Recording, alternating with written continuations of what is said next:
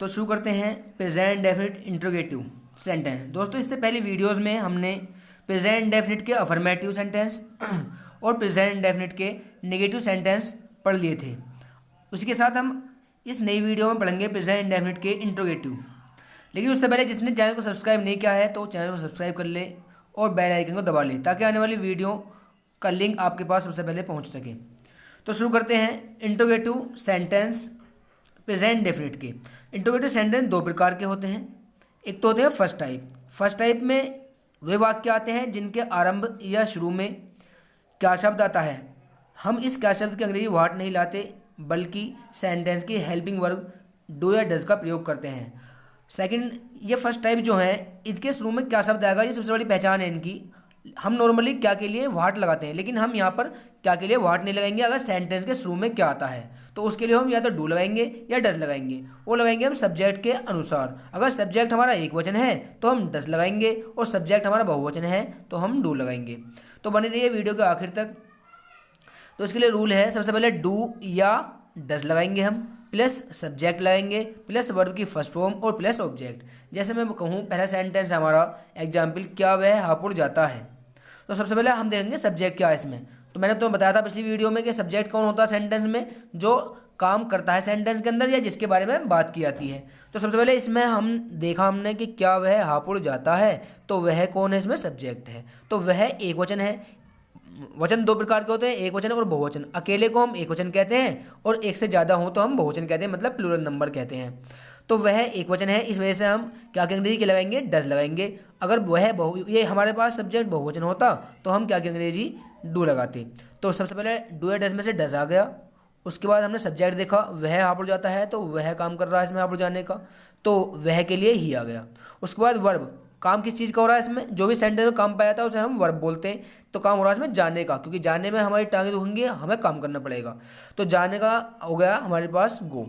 उसके बाद object. Object क्या है, मैंने तो बताया था ऑब्जेक्ट सब्जेक्ट जिधर को जाता है उसके बाद जिधर को पढ़ते हैं उसके मुंह से जो शब्द निकलते हैं उसके आगे जिसे देखती हैं वो सब क्या होते हैं, ऑब्जेक्ट होते हैं। तो यहाँ पे सब्जेक्ट के पैर कहाँ को पढ़ रहे हैं, हापुड़ की तरफ को। तो हापुड़ क्या होगा इसमें, ऑब्जेक्ट। तो सब्जेक्ट इसमें वह है और हापुड़ ऑब्जेक्ट है और गो क्या है, इसमें वर्ब है।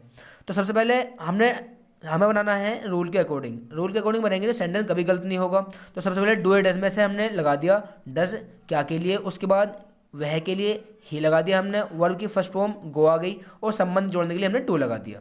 उसके बाद ऑब्जेक्ट हापुड़। हम अपना अगला सेंटेंस देखते हैं, क्या वे नदी में नहाते हैं। तो सबसे पहले वे देखो, वे क्या है, बहुवचन है, मतलब प्लूरल नंबर है। तो इसके लिए क्या की अंग्रेजी आएगी, डू। उसके बाद सब्जेक्ट क्या है इसमें, वे, तो वे की अंग्रेजी आएगी दे। उसके बाद वर्ब। वर्ब क्या है इसमें, वर्ब है इसमें नहाना, तो डू दे बाथ। उसके बाद कहाँ नहा रहे हैं वे, नदी में। तो नदी क्या हुई यहाँ पे हमारी ऑब्जेक्ट, तो इन द रिवर। जब कोई चीज़ किसी के अंदर होती है तो हम वहाँ के लिए, जब कोई चीज़ किसी के अंदर होती है हम इन लगाते हैं। तो नदी में नहा रहे हैं तो में इसके लिए आएगा इन। ऐसे अगर हम सेंटेंस देखें, क्या हम टीवी देखते हैं, तो हम क्या है इसमें सब्जेक्ट बहुवचन है, तो बहुवचन है तो क्या की अंग्रेजी क्या आएगी, डू आ जाएगी। एक वचन होता तो क्या की अंग्रेजी डज आ जाती। तो सब्जेक्ट के अकॉर्डिंग डू या डज हम चेंज कर लेंगे, तो क्या की अंग्रेजी आ गई डू।